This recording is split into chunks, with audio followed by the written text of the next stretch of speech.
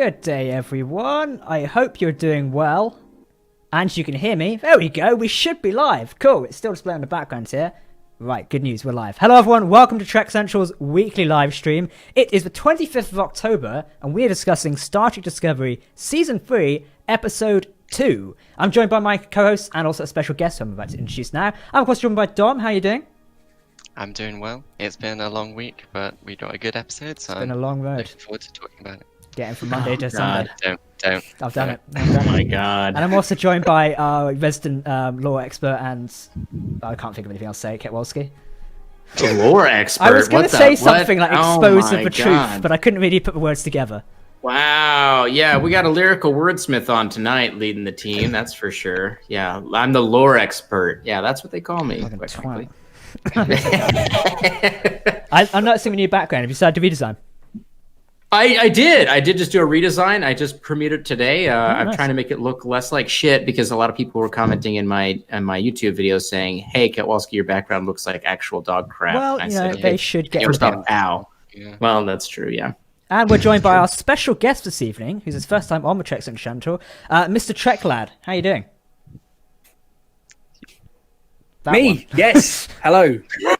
Peace and long life, everybody. Thank you very much, Jack and Dom and Ketwolski, for having me on this live stream. Really looking forward to discussing this episode with you guys. So, of course, as you're our special guest today, and before we jump into the Star Trek Discovery Season 3 Episode 2 discussion, which I'm sure we're all keen to discuss, as this episode is one of my favourites so far, Treklad, can you tell us a little bit about your channel, what you do over there, how you got into starting, doing YouTube content?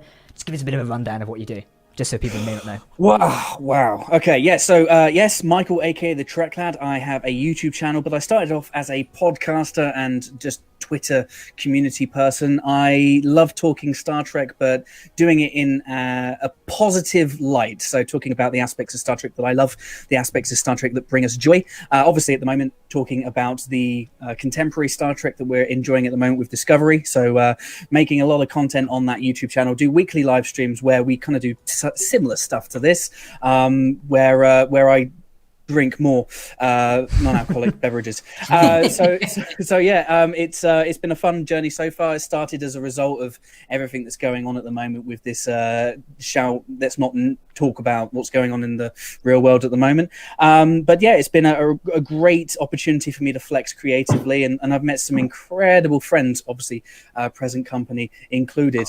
So yeah, thank you very much for having me, and yeah, really looking forward to talking Trek for years to come.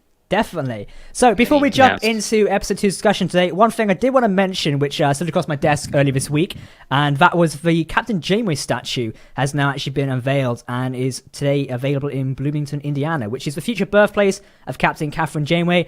Those who've been up to date on their Star Trek news for a while remember about 1 to 2 years ago, a petition went around to get this done. If they came into plan, I believe it was delayed due to COVID, but as of yesterday, October 24th, it's officially unveiled, and you can visit there. Obviously, make sure to adhere to social distancing, yada yada. But it is available there right now, and yeah, it's great because this year's obviously Voyager's 25th anniversary. It's 25th, isn't it? Or 20th? 25th?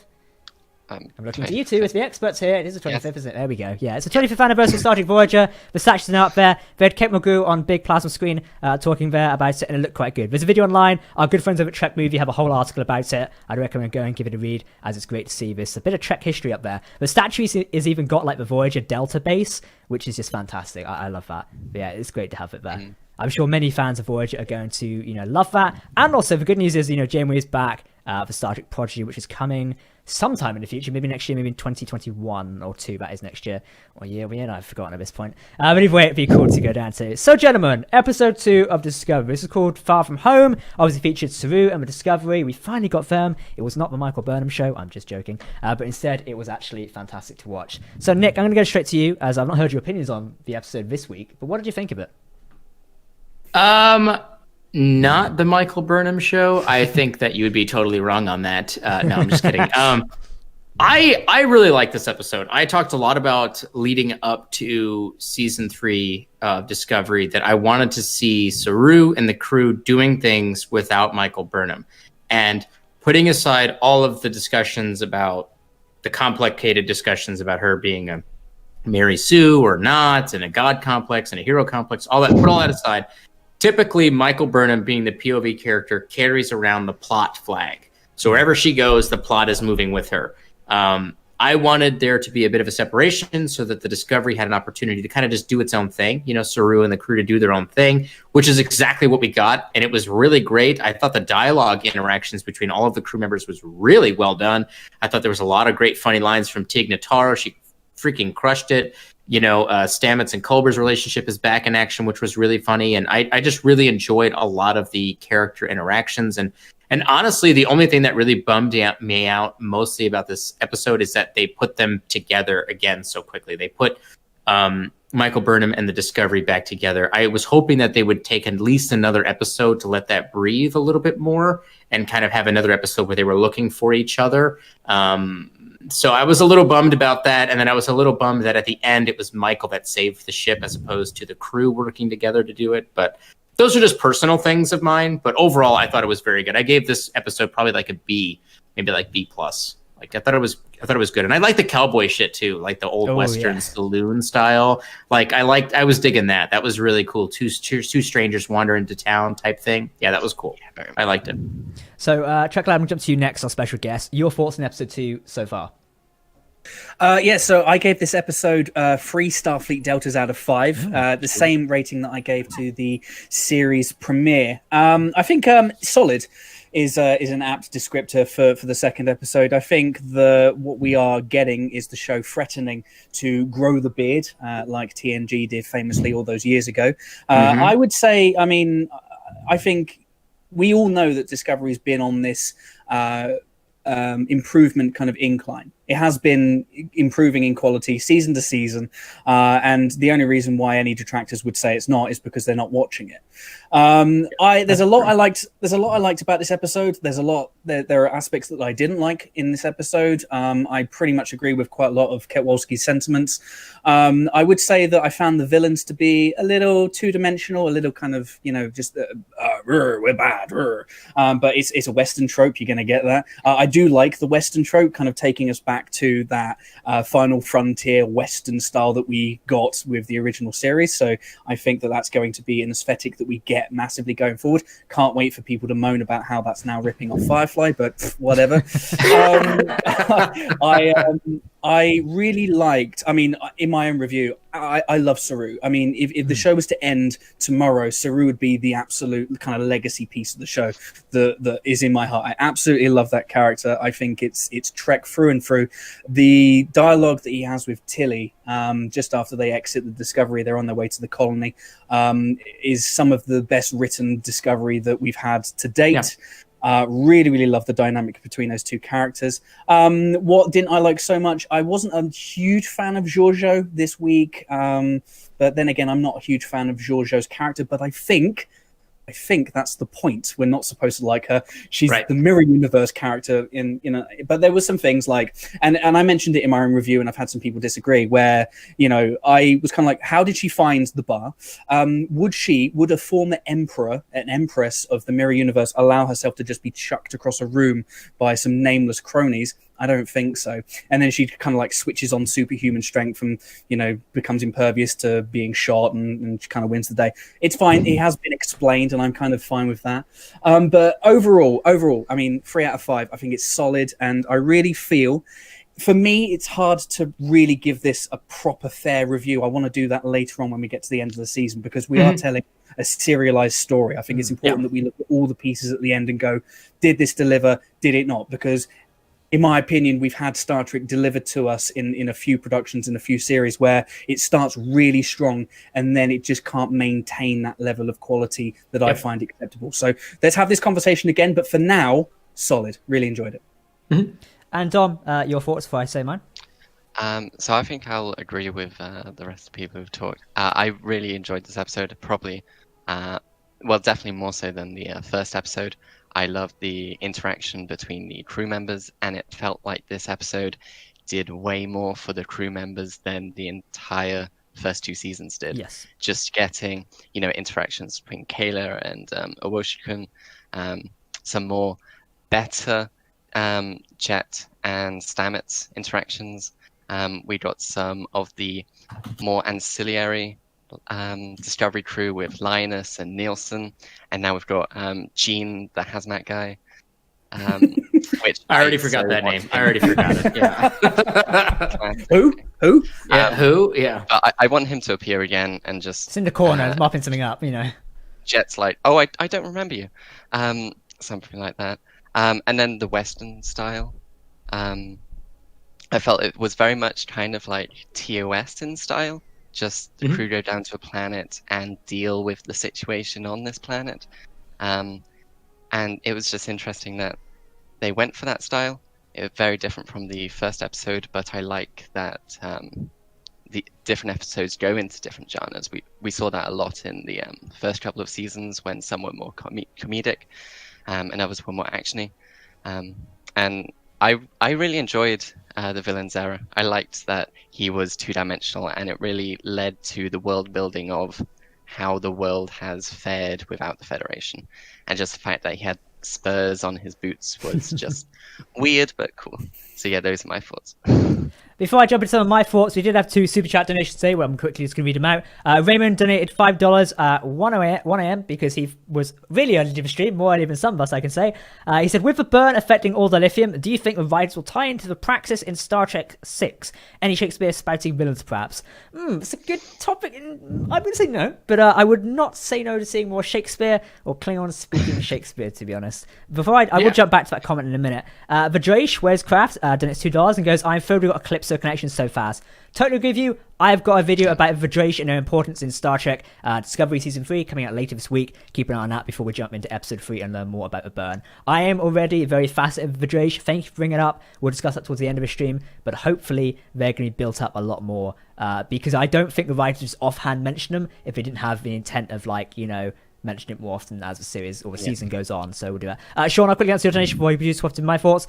Series feels a good start. Will it build to a best of both worlds game changer? I hope so. Theory, did Discovery cause the burn? Somehow. It's another thing. I have a feeling episode 3, after watching the teaser trailer, we are going to learn more about the burn. I was going to, Reese, thank you for the donation of $2 there saying, hey, what's up? It's your boy. Go get your bus. Right, okay, my thoughts on Discovery episode 2 or season 3 episode 2. Honestly, really enjoyed this episode. As Dom said there, the communication between the crew as the ship was coming down and crashing, and then Jet working together, Saru being a commanding officer, standing up to Jojo. Fantastic. Really love that. The Coordinate reference as well, them being a species at first premiered in Enterprise, now showing up in Discovery. Love that as well. The bits that, no, I don't want to come across when I say this, I know people are really going to jump down my throat. Didn't really like Michael Burnham showing up so fast and being the savior of the Discovery, straight away. I mean, it does make sense. She is a central character to Discovery, so therefore she should be one to save the day. And if it's a year later, canonically it does make sense, but it feels too soon for us, the viewer, to say, oh, it's been a year later. I feel like if we had, I think episode 3, from the extended clip from the Ready Room, it's going to show us that Burnham spent a year pissing around in the 32nd century, picking up clues like, Mystery Incorporated over here, and trying to find her way around the galaxy. If we swap that, and I'll come back to this next week when we watch episode 3, if we had episode 2 is her journeying around the galaxy, then maybe at the very end Discovery came crashing down, left on a bit of a cliffhanger, oh, did they survive? That might have gone down a bit better. I just feel it's too soon of a jump because it doesn't feel like a year has passed. It's a week's passed. I don't feel like that. So for Burnham to shut the end there and go, yeah, look at us, I've saved the day. I personally didn't feel the emotional connection that well. I know some people did, but to me it's we just saw her last week. If it'd been a whole episode or 2 weeks, I felt like I would have felt more. Or, we finally found Discovery again. For me, it just didn't really feel like that in a way. But anyway, I love the whole episode as a whole.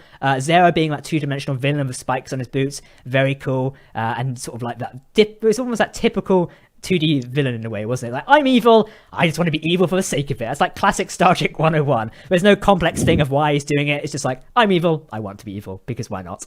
But yeah, I love that bit. So I want to jump into... Oh, go ahead, Nick, go for it. Sorry, I want to go ahead and touch on something that you just mentioned there with the emotional connection of the fact that we, as the audience, just saw Burnham last week, but now they're trying to play up this year-long kind of thing. And it may change, Treklad kind of pointed to this, this is different than Lower Decks, where every episode is kind of self-contained. Yeah. Obviously, we're dealing with a serialized story, so we don't really know the full effect of it until the end. But I would actually have gone to say, they should have swapped these episodes.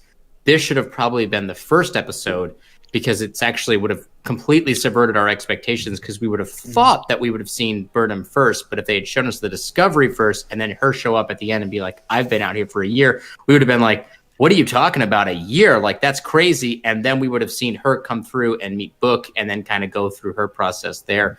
I think that would have kind of played up to the real real world issue of the fact that we haven't seen Discovery, and it came out 4 or 5 months after it was supposed to. So it's been a long time since we've seen the crew. I feel like that would have actually played on both the characters' perspectives and the POV of the actual viewers ourselves a little bit better. So they should have swapped these episodes, especially considering that this is essentially a standalone episode and we learned nothing new about the universe beyond what we had already learned in the first one, which was just the burn happened, dilithium exploded, and there's some kind of crazy technology kind of happening, and there's couriers that exist. And that would have raised a lot of like really interesting questions that would have then been answered by Book's character going into his job as a courier. So they actually should have swapped them, in my opinion, now that we're thinking about it.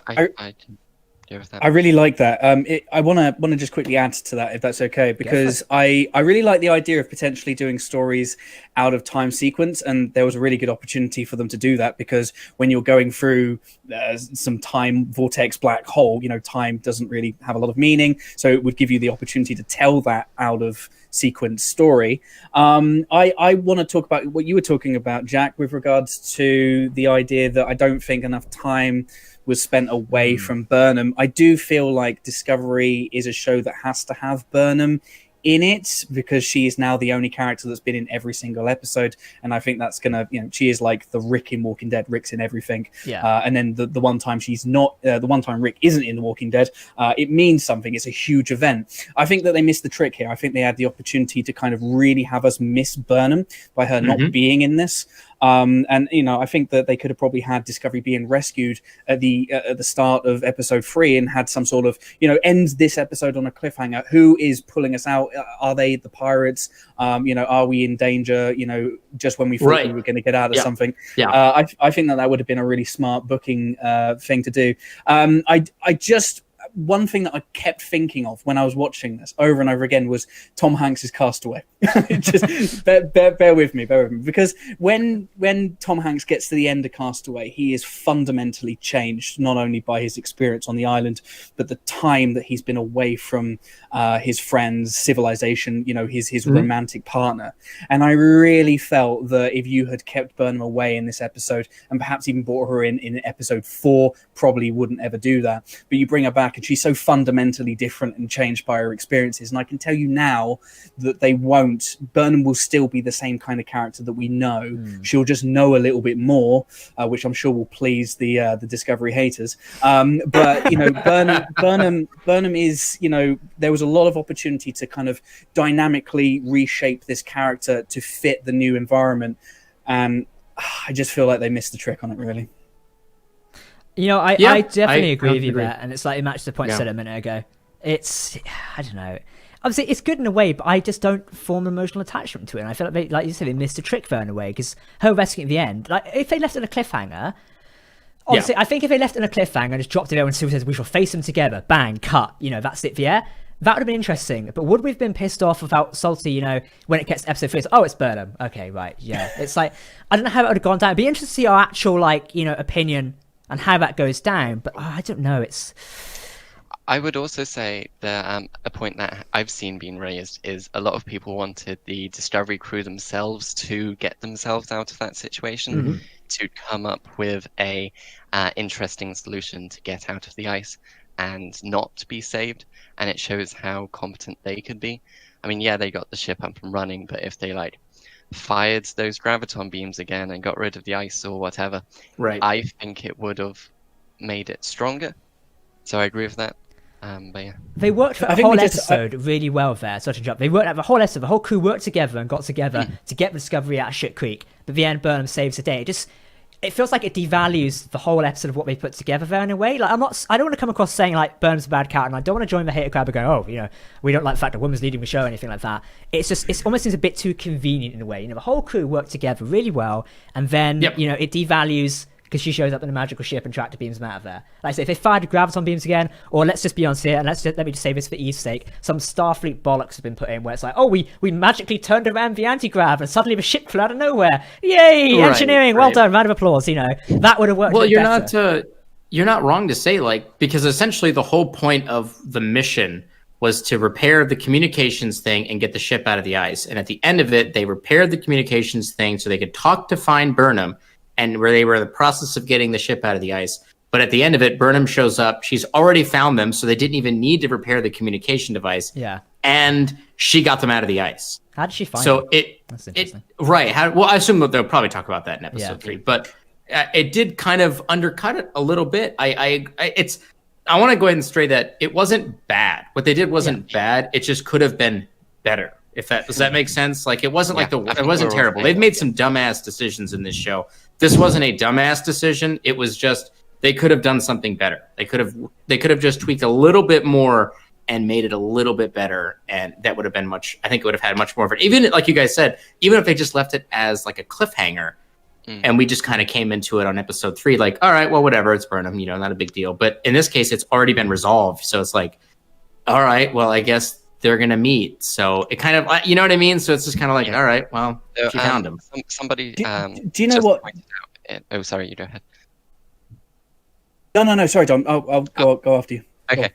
Somebody in the chat said how Zahir, Zara, he registered the gamma rays and the gravitational waves, so it leads to reason that Burnham was probably looking out for that. It's possible. Yeah, it's possible. We'll learn that tomorrow, like next week. Yeah, it'll be explained. Yeah, absolutely. It'll be retcons. After you. I just want to the thing is we all need to just get on board with this idea that Discovery, even though it's called Discovery, is Burnham's story. This is Burnham's show. And I think I said in my review, the sooner we can all just accept that, we can all just move on and we can be fine with it. I mean, the one thing, without turning this into like a racial or gender-based debate, is if you were to write this same show and you were to have, I don't know, Richard Dean Anderson, MacGyver, in Burnham's role, I guarantee you would have way less criticism of what happens. That's just my opinion.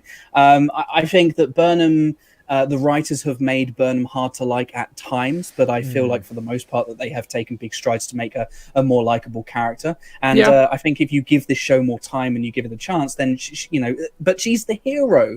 She is the hero. She will save the day. She is MacGyver in Star Trek land.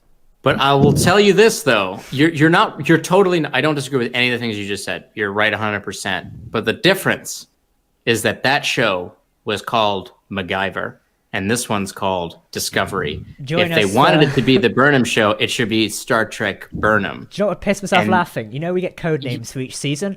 I'd piss myself if Season 5's code name is Burnham. Honestly, I want to log in to the sites we use and just see Star Trek Burnham. Honestly, you can tell certain groups on the internet would cry their eyes out over that, and I'd be pissing myself. Oh, they would. Yeah, these are great. I mean, these are all great points. You're not wrong to say, like, we do need to get on board with that reality, and I do think that they did work. Again, like, the episode itself was good. It was a good episode. It's just they could have elevated it a little bit more if they made a few smaller changes. But you're right to say, like, this is the Burnham show, and guess what? The plot's here. Like I said, she's got that plot flag, and it's time to move this friggin' story forward. But I mean, I'm actually speaking as someone where Burnham is far from my favorite character. Discovery is far from my favorite show. And for my own personal enjoyment, my own long-term personal enjoyment of this show, I just have accepted it. It's just, it is done. It's a thing.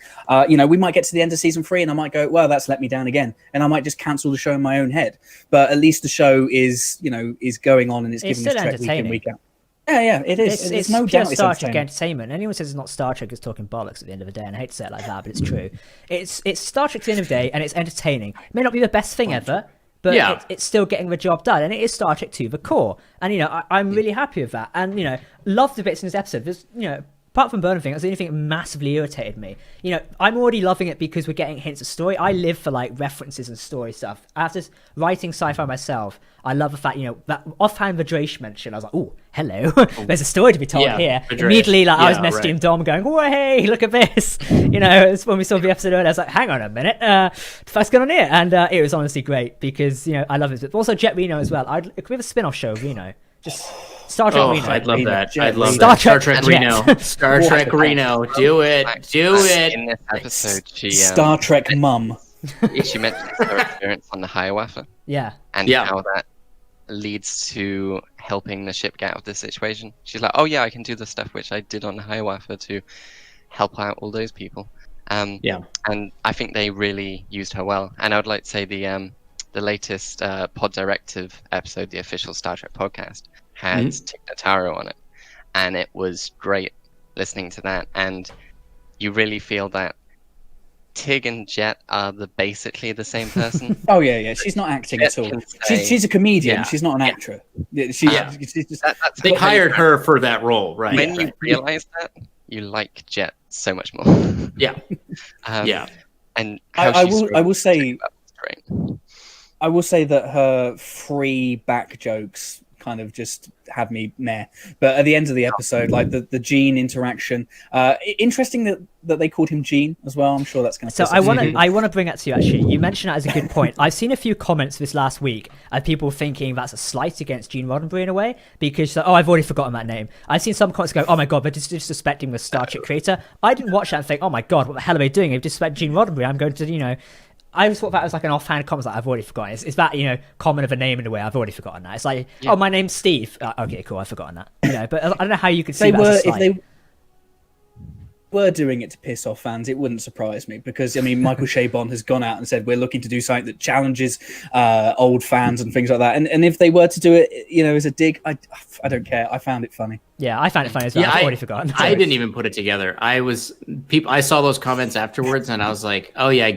I guess it didn't occur to me. I was just laughing at the joke. I think it's people reaching for an argument for argument's sake in a way. Yeah, like that's purely what I see as like, oh, it's we've got ammo, guys. We've got ammo. Quickly, more fuel on the fire. And, hopefully we can run with this. But YouTubers making to look a 10-minute video. Yeah, seriously. Shh, don't expose me and Ketwolski like that. Fucking hell. I know. Come on, dude. I will say this though, really quickly, which is we've talked a lot about this on this live stream stuff before, but I will remind everyone again, like. The construct that Alex Kurtzman has created for the Star Trek universe is this buffet style of Star Trek. And even though we're kind of coming down a little bit hard on Discovery right now, that is not to say that the show is, number one, that we're shitting on it or that it's bad.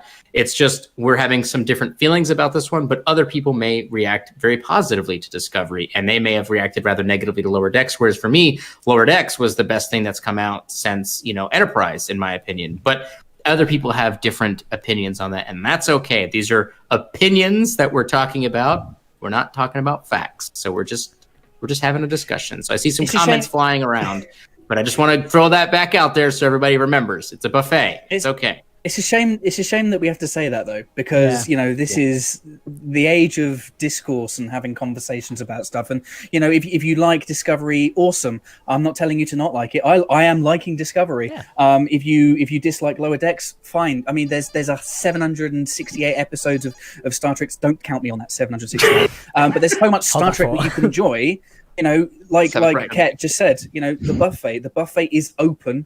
It's eat as much as you like. Don't be sick on the floor, please. And we've said this before, even when you look at older Trek and we just say, over 700 episodes, that is almost a buffet in a way. If you want a more dark series, DS9. If you want something, lighthearted and fluffy and explosion, then you've got, TNG and the original series in a way. If you want something a bit more out there, you've got Voyager. Something completely new, well, go for Enterprise in that case, Go on a long road. It's a way to look at it. Everyone has got their own show they like. I love Enterprise, but other people love DS9 more than anything. For me, Enterprise is the best, one of the best series out there. I love it. But other people, it's not for them. It's a lot how. It's same with Star Wars, any other franchise. It's exactly how you like it. Some people don't like Rebels, an animated show, but they love the Clone Wars, or vice versa, the other way around. It's like that when it comes to anything. Doctor Who as well. It's also another fandom that's always argued about. People love their specific Doctor and they love that specific series. I'm rewatching it right now. I love Christopher Eccleston, David Tennant. Not so keen on the rest of them. Other people completely the other way around. It's all about what you like at the end of the day, and that's good. Exactly. If you enjoy it, perfectly fine. Enjoy whatever you want. It's like anything in life. If you enjoy it, fantastic, more power to you. Just don't tell other people not to enjoy what they want, because that way you make yourself look a bit of a tit, to be honest. No, that's the way of putting it. We kind of talk, and we seem to have this idea that fandom division is a new thing. It's not a new thing. I read a review for the motion picture the other day on IMDb where someone was saying that's not Star Trek, and that was written like way back in the. It wasn't on IMDb, but it was like a newspaper snippet from someone that wrote in saying that the motion picture wasn't Star Trek. It's like, so this thing has existed since way back when people were making music, and the divide between people that loved it and people that didn't like it. It's as long as there are going to be people on this planet, we are going to be slightly divided by things. But I think that we now live in this age where somebody says, I like this, and that's kind of now perceived to be fact, universal fact, where that's not the case. There's just a bunch of people just expressing their opinions on something. They are opinions. It's at the end of the day, that's it, really. That's what we're here for. Yeah, that's literally what we're just sitting around talking. That's it. We're just sitting around bullshitting about Star Trek. That's it. Yeah. I would say that the only thing that I miss about the kind of the old classic legacy Star Trek is I would love to have a show that has like a universal appeal. Not terms in everybody likes it, because nobody's going to like everything, but a show that you can put on in front of your kids and have them watch it, because I want something for the next generation of fans to be able to kind of sit down and get into Star Trek that way. Obviously, we're getting Prodigy, that's fine, but there are going to be some older audience members that aren't going to be interested in sitting around watching a Nickelodeon show.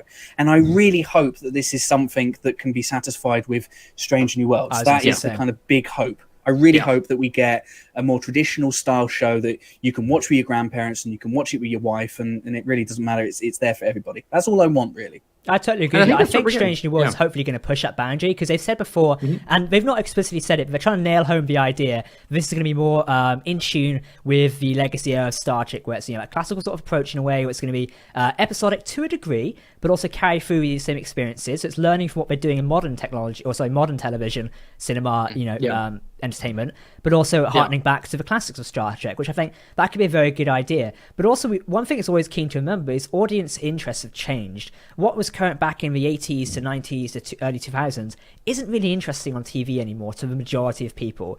You can't show classic Star Trek now on TV. People wouldn't watch it. That type of drama isn't really out there anymore. You can see the evolutions through another franchise called Stargate in a way. That evolved almost too quickly for its own benefit. You had SG-1, perfectly classic show. Atlantis started pushing that boundary to, a little bit further, the jokiness and humor and the darker episodes. Universe took it a bit too far when it tried doing a bit of a younger and a sexier version. They kind of jumped the gun now, and it's a couple of years literally the sexier version. Literally. Yes, and it basically shot them in the foot in a way, because they jumped the gun too early. If they tried that maybe in 2013, 14, I think Universe would have been a bigger hit then, because the audience were ready at that time for that type of entertainment. I think it personally comes down to it. You see it in shows all the time. It's why if I line up 10 shows from 2018 to 20, we'd probably find it all have very similar values in a way to how they're finely tuned to an audience from the same thing. We'll find Picard compares very well to shows like Amazon's other originals or Netflix's own originals. They all have very similar things. Not extremely similar. You can't say, that one's also got a tricorder, etc. But it's very similar native things,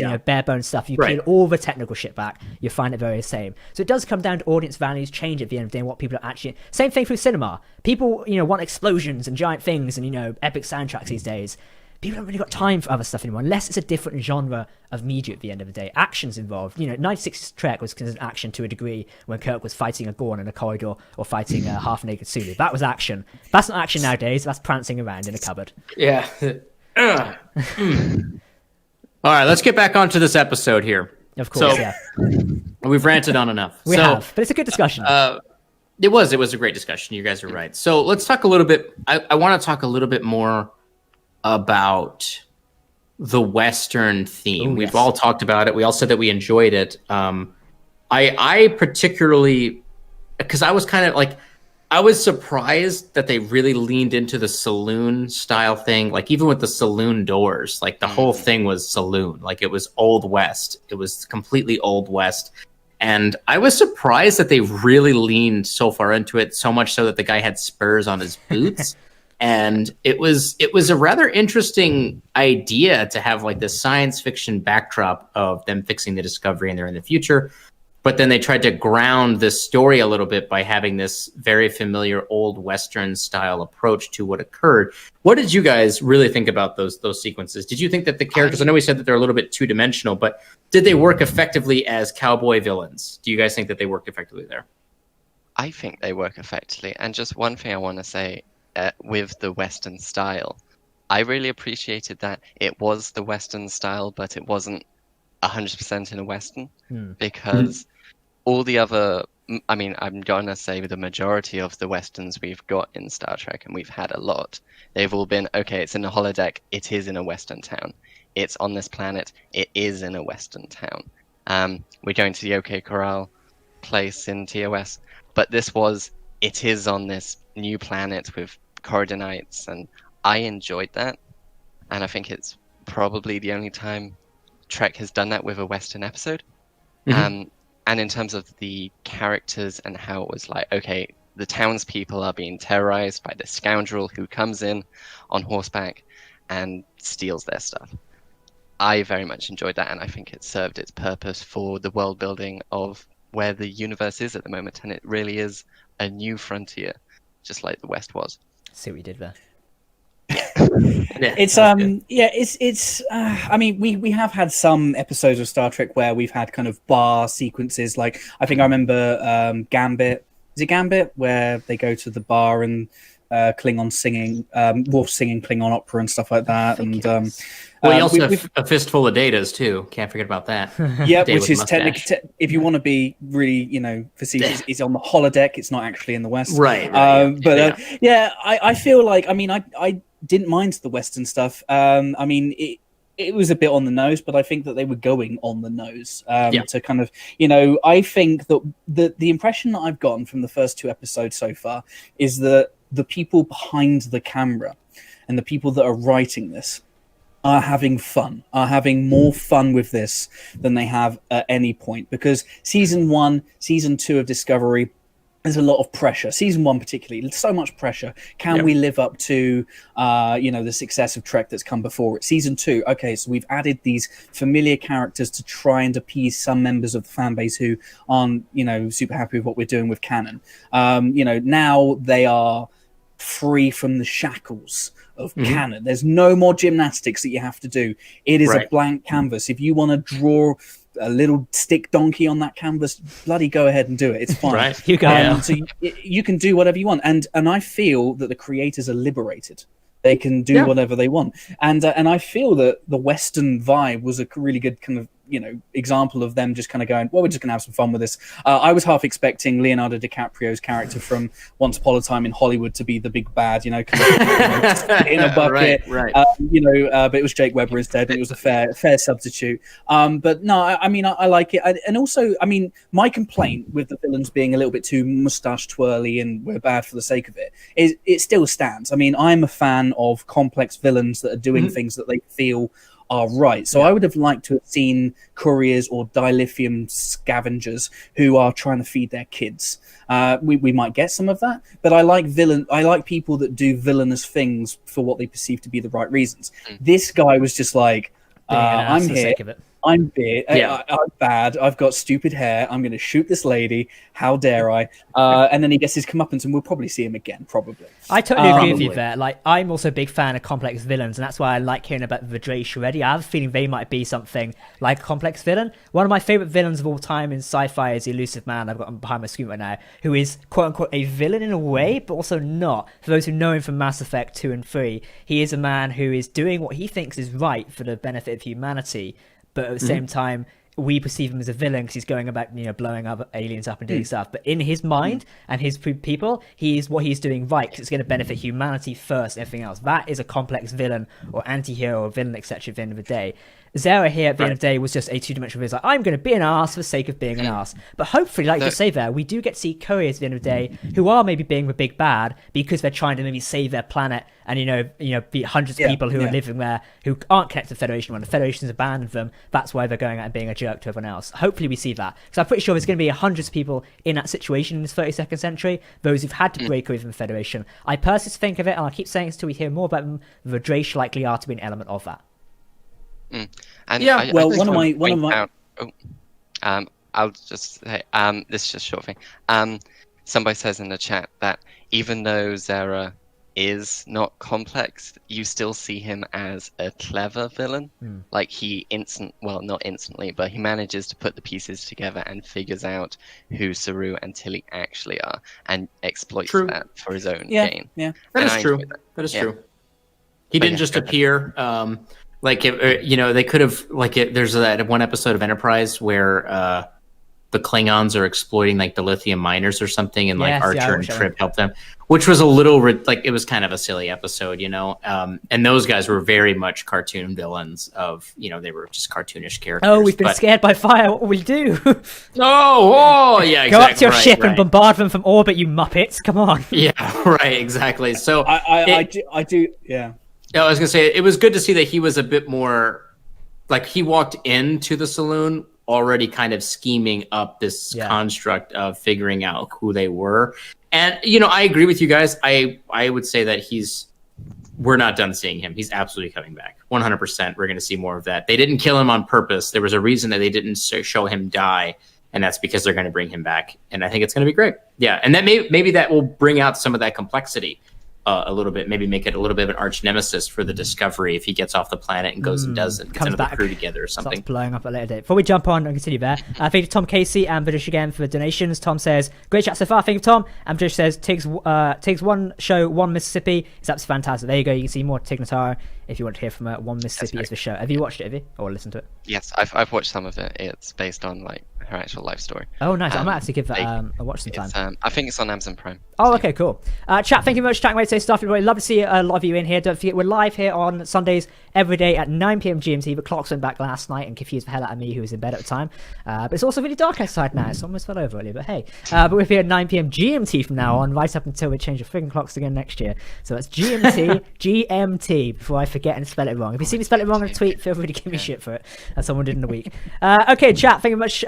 Right, what else to discuss? Michael, did you have any more points on Discovery there? You was going to say something? Or? Yeah, I hope I'm not jumping the gun, but I did want to talk about the Draish. Yes, please, go for it. Take it away. Now, it was one of the things that I was talking about in a recent prediction video for season 3, where I'm going to get all of my predictions wrong, most likely. I'm with you on this one. Welcome to the club. I'm fine being wrong. I'm wrong all the time. Just ask the wife. But I wanted to talk about the potential use of the Draish as new big bad, game-changing antagonists in the Star Trek universe, like our new Borg. I mean, we've been crying out for a new original villain for years and years and years. I mean, I know we got it with the Xindi in Star Trek, but ultimately they turned into allies. We had the potential sphere builders, but we never got any more of that.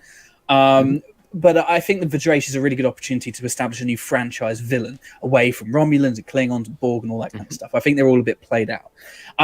Now, the idea, I guess my idea is taken a little bit from an original concept that Robert Mayer Burnett and that guy and that other guy. You got it. So Star Trek Federation was this concept that they were talking about just after. Exactly, we know. And the idea being that this burn wasn't actually an accident. It was an intentional, sabotage of the Alpha Quadrant by an alien species, and then the hero ship is actually tasked with finding these villains and bringing them to justice. So what if the Draish were responsible for the burn? Hopefully it wasn't Burnham, hopefully it's the Draish, and what's left of the Federation task Discovery to be the ship that goes and finds the Draish, makes first contact and determines what the hell the F, guys, why have you done this? So that's kind of what that's kind of what I'd like to see. And to go one step further, potentially, I mean, this would be a very TNG solution if they get there and the Draish just accidentally cause the burn and they're actually peaceful, loving aliens. That's not going to happen because it's Discovery and you've got to have pew-pew explosions in space. But what do you guys feel about the potential use of that original concept? I totally agree with you there. And this week I've got a theory video coming out here. I personally think, so in the trailer, if we remember Discovery Season 3 trailers correctly, at some point we see the Discovery get boarded by these people in very looking Starfleet uniforms. Our new character, Avadira, played by actress Blue Del Barrio, is included, and they are there on the ship as well. Now, what if this group is the Draish? Because we've already seen a clip where it's like, welcome to Starfleet, and they've got these new grey uniforms with their new badges. The Draish, or this blue group, who I'm going to refer to them as, they have very different uniforms, very different badges. This possibly could be the Draish in a way, and this is my theory video this week, or the fact, this is a group associated with it in a way. They've mentioned it once. This new character is somewhat associated with a group who, and she becomes, I think, if I remember their character descriptions correctly, pronouns everyone, I believe they are referred to as becoming confused along their path, and therefore that's why they work with Discovery at the end of the day. Right. I'm thinking they could potentially be with the Draish, but I do agree with you there, Treklad.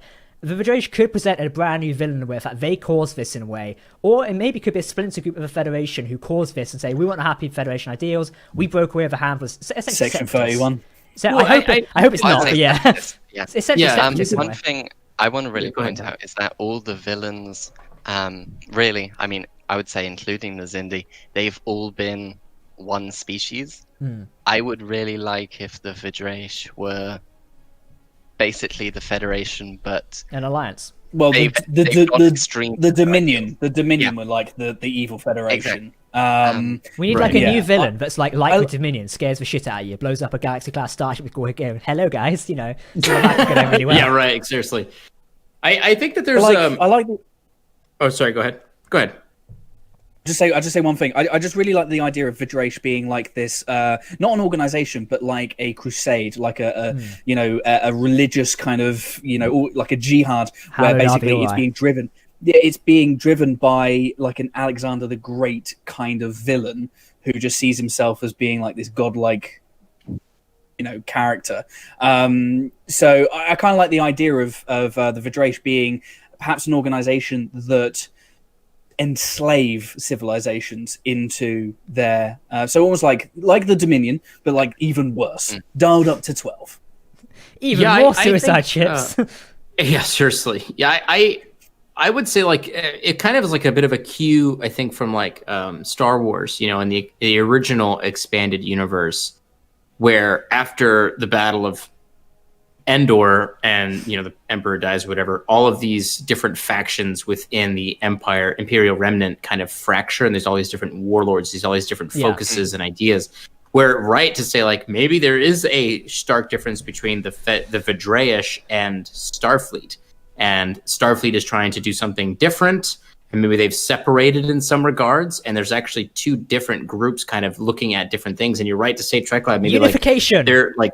We're putting them back together. We have unification. We have 2 episodes named We've Unification. done the theory, everyone. Let's go home. Yes, with 2 episodes named Unification, and that could be a thing where they've splintered, Reunifying and one Starfleet. group is like, we think this way, and this is what we're doing. The other group is thinking the other way, and it's up to the Discovery to kind of bring the 2 groups back together. $10 going and on then this one. kind of get back into it. That could be it. It'd be very interesting. I think there's something there. I think you're right to say like the Vidraish, they have an opportunity here to do something rather interesting with the Vidraish, and I think it's fair to say that they're going to do something good, because like we said earlier, they wouldn't have bothered to mention it if they weren't going to put something more into the season with them. So I think it's very likely that those people in those blue uniforms are Vidraish, and they're like just warped mentality of how Starfleet's supposed to work. It could be a double-edged sword, and I hope we've not done. The other way it could be done is like, oh, we've mentioned it, therefore we've mentioned it and said it at least once. Problem solved. I hope we've not done that with the Temple Cold War in a way, because in episode 1, a very offhand comment was about the Temple Wars and how all the time travel technology was, destroyed. That's essentially a get out of jail free card. There we go. We've closed off that plot thread. Hence why Discovery can't go back home, because we destroyed it 100 years ago. Fancy that. I hope they've not mentioned the Vidraish to shut everyone up about Calypso, because if they do, it's like, well, you had these stories and tools to play with. I don't think so. I know, I'm just think saying so, it could be because an option that, could have been done away. I don't think so, man. I hope not I as think well. that I think that even the fact that the courier, the villain in this episode, he even was able to kind of, deduce the fact that the Discovery time traveled because he was aware of the temporal effects of the, wormhole that they kind of went through, that they kind of displaced it. So I think that there's more to the construct of time travel that people are a bit more aware of in the future, because the technology was so prevalent at some time. So I don't think it's going to be, I don't think they're going to sweep it under the rug. I think it's actually, personally, I think it's going to become a big plot point. I think they're actually going to really lean into it, just based off of the uniforms, because the uniforms we've theorized, like the gray ones, looked much like the time cops from Voyager. They don't use Essentially, Starfleet, I call them time cops. You guys know what I'm talking about. Here's an idea for you. Now, I mentioned Doctor Who earlier. In Doctor Who, when they first revived it, they kept mentioning a word called Torchwood, which later became an organisation. That is also an anagram for Doctor Who. It was eventually revealed by the end of David Tennant's first season that Torchwood was an organisation. They were basically pissing around the whole time and up to something, and the Doctor inadvertently created that. What if now obviously if they reveal the Vidration episode 3, they'll jump the gun slightly. It would have been nice to play it like, the Vidration's offhand mention, like careful you might miss it, up until like the end of season 3. It was like, no, we are the big bad people now. Bow down to us, Discovery, you puny museum ship. But I think they're going to introduce the next episode of those blue people again. But it would be nice if they like played it off and like built this enemy up, a bit like how TNG did it in its first season, where it's like this mysterious attacker, and it's like, oh, it's the Romulans. Wait, it's not the Romulans. It was later revealed as a Borg, but they kind of dropped that storyline, out of a bit in a way. But it'd be nice if that was revealed, at some point. So one more thing that I want to mention with regards to... Oh, sorry. No, go one ahead, more go thing ahead, with go regards to the Vidrash, is the Vidrash, you know, the thing that I was talking about, this crusade, this religious call to action, is faith driven. And we know that faith is a core component of Faith of the Heart, but we know that faith in Discovery is a core component of the show. Shut up, Kowalski. You know, Burnham and Co. They're all bound together by their love for each other and also their faith in each other, their faith in a higher cause. They're true believers. But the Vidrash, they are driven by faith of a different kind. And I always feel like Star Trek tells great stories when you put a mirror up in front, and that mirror is very dark, and you know, Data Lore and Marquis and Cardassians and stuff. And I really want to, if they do that, I think that's a really good idea. So they probably won't. We do see it in but... DS9 a fair bit, like the idea of faith and how it like drives you to, you know, do certain things. Yeah, like for for the Jorans. uniform and stuff like that. Yeah, that's also a great one. You know, what's his name again? Oh God's sakes, I've forgotten his name. Michael, isn't it something? Oh my God. Edwards. How am I forgetting? Is it Michael Edwards? No. No. What's the guy called who betrays the Federation again? Michael Eddington. Eddington, there you go, I was close. Eddington. Yeah, Eddington, There we go. Yeah, he was like, you know, for the uniforms. Like Cisco's great moment, like, you betrayed your uniform. It's like, you betrayed yours. Honestly, one of the best DS9 moments ever. We should do some DS9 discussions in the new year when Discovery's over. It'd be great. You betray the law. I am the law. Oh, that's a Jed. I am the Senate. I am the Senate. That's right. Yeah. So I do want to. So I know we're kind of nearing the end here. I want to throw to you, Treklad, because you mentioned that you had made some predictions and theories about the third episode. So what are some of the top ones that you're looking forward to? What do you think is going to happen? We saw the trailer, so we were able to, you know, extrapolate some construct of maybe something that's going to happen. What do you think is going to happen? A lot of my predictions were kind of wild-based stuff on what I wanted to see. I feel like we have a really good an opportunity with the reintroduction of the Trill to give a proper final send-off to Jadzia Dax. So I would love to see some sort of wild Terry Farrell cameo, which would absolutely just set the Twitter community alight. So that's a wild prediction, but I do think that we can do a lot of stuff with the Trill. A lot of the predictions we've been kind of talking about predicted that Burnham would be separated from the Discovery for like 5 years. Yeah. And I guess we're treading water here already that we've already covered, but I would have liked to have seen that 5 year stretch. But other kind of theories as well is I kind of think that this new mission that they're on, I don't think it's going to be done by the end of season 3. I think it's such a big mission. And I always feel like the scope of Discovery is quite short in terms of its time span. Like season 2 took place over like a week. So I would like to see Discovery season 3 start a story that will become a serialized arc that will perhaps last the rest of the show. 4 or 5, they don't need to rush this stuff. I mean, I don't know if we're going to get full 7 seasons of Discovery like we used to, because, well, the thing is, Netflix, I mean, we're in a different age now. If Netflix decide they're going to just can the show after 5 seasons, I mean, that they might do. But Netflix aren't being distributed for Discovery, though, so it doesn't matter whether they've already, I believe, and there's obviously discussion about this, and me and Nick have discussed quite a lot, Netflix have likely already lost the distribution deal for Discovery. Post season 3, I'll happily bet money season 4, Paramount Plus will be the sole distributor for Discovery. Possibly, yeah. But the thing is, regardless, it's a different time, and I don't think 7 seasons is like no, they don't. You know, and I don't know. I could be wrong. I probably am. I'm wrong all the time. Well, think of it this way. You know, with Kenobi, the new Disney Plus series of Star Wars, they're doing it 1 season to tell a story. They're not commissioning, which I think is personally dumb. But hey, let's see when it comes out. Yeah, right. Or Ewan McGregor. The thing is, the idea of Discovery originally, when Brian Fuller was conceiving it, was that it was going to be an anthology show, like American Horror Story, where you would have a story, it would wrap up by the end of the season. I would still like to see that. And my theory, I guess, was that I'll talk about one wild theory before I gotta go. Is the Discovery mushroom warps away at the end of season 3 and ends up in the Kelvin universe. Ooh. I can't wait to see the discussions on that one. Well, Treklad. Oh no! You started a fire today, my friend. No. I think they've got an entire universe that they can play with that's just kind of sitting over there.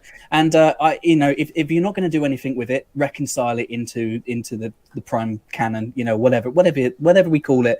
Just kind of amalgamate the two. Clean everything up, and who wouldn't want to see Burnham and Pike Christopher Pine, whatever his name, Chris Pine, tackle a load of Klingons that look different across multiple. You know, you could do there's like 40 different looking Klingons out there. All of them. Yeah, because they look different there too. Yeah. what is the CW thing that they did? Where they did, was it Chaos and Multiple Universes? I'm not really into that, but they did a whole load of Infinite Crisis on Infinite Earths. Do that with Star Trek. Do that with Star Trek. Well, I think that you brought up a good point, which is now that we know, I mean, we already knew, but now that season 4 is officially announced, I feel like you're right to say, like, they could even turn this into something akin to an episode of the week, but with a long-standing plot like they're talking about with Strange New Worlds, because if their goal, specifically in unification, like we're theorizing, is to bring these different factions of Starfleet and the Vidraish or whatever it is back together, then maybe their goal after that is to go around and start to help people that have been isolated away from the Federation for so long. And that would cause a lot of really fun episodes where they're doing individual away missions with all these different planets, or maybe even revisiting planets that we've seen in iconic Trek lore to see how they've changed over the last 1,000 years. That would be a lot of fun to actually experience, and they could continue that on, because that would be the overarching story, which is to repair and, you know, restructure the Federation.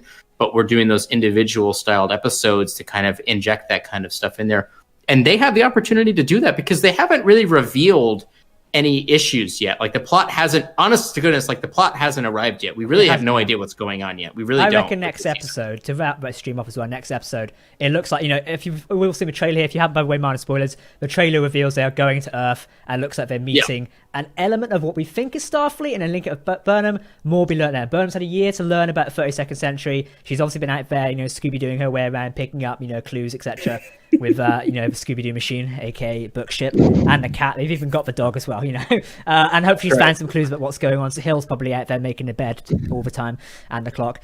So, you know, they've probably found stuff. And I think episode 3 might be a big info dump. It's like, yeah, here we go. That's, you know, there's your plot. Thank us later. All these starships blew up. Look at all these new starships we made, and we blew them up because fuck you, Trek Central. One could dream. They just thought, if there's one called USS Jack, get fucked. I bet, you know, it's aimed at me. Look, we made an Odyssey class and we blew it up. Just for you. Just for you, buddy. I was straight round Kurtzman's office in the morning. Well, gentlemen, I believe we'll wrap the stream here. As Treklad, you have a lovely stream to get to, which I believe you're doing a watch party, isn't it? So we're doing a watch party. We are watching the classic Enterprise episode Regeneration. We're going to get started at 10 past now because you guys wouldn't let me finish on time, but it was worth it. Hopefully you agree. So join me. Go to my Twitter profile. It's probably the latest tweet on there. Follow the link. You will need to request access because Cast has now changed its rules. They have to be private parties. So request access. I will give it to you. If you are later than quarter past, you're not allowed in. Secret party only, guys. So don't waste time. Come and join me. Yep, there we go. Go join Treklad. He's doing a watch party. I'm sure some of you enjoy that. He's available on Twitter. If you follow us on Twitter, you'll see he's tagged in our latest tweet, which is about his live stream. Follow him there, and you can keep up to date with his latest tweets, videos, and much more. Hope we'll have Michael, aka Treklad, back on very soon. But in the meantime, Dom, Nick, thank you for joining me. Obviously, we'll be back next week for episode 3 of Star Discovery, which is airing on Thursday on CBS All Access and CTV Sci-Fi. Then on Friday for Netflix and Crave, because they swapped the day around, because F you, international boys. Yeah, so enjoy that. But gents, that was a good discussion night, wasn't it? Yes, indeed. Thank you for having us on. It's great. Yeah. Thank you to all our super chatters tonight. Your donations and memberships is all greatly appreciated. And we hope you have enjoyed the stream. A little bit of a shorter one today. Next week we might be back for a bit of a longer one. I'm pretty sure next week we're going to have a ton of theories to discuss once we've had that info dump of episode 3. Keep an eye out for our content this week. We've got Star Trek Year 5, issue 15 coming up on Friday. We've got a breakdown for season 3's episode 3's trailer, as that's looking fantastic. And also my lovely theories as per usual, where we're probably all wrong. But it's alright, we can have fun with them. If we win them though, then I don't know, we can have drinks on episode 13, whatever the final one is. That's right. It's in January, isn't it? All right, everyone. Thank you very much for watching. Yeah. I've been Captain Jack here on Trek Central, and we will see you next week at 9 p.m. GMT. Goodbye, everyone. There's the button. There we go.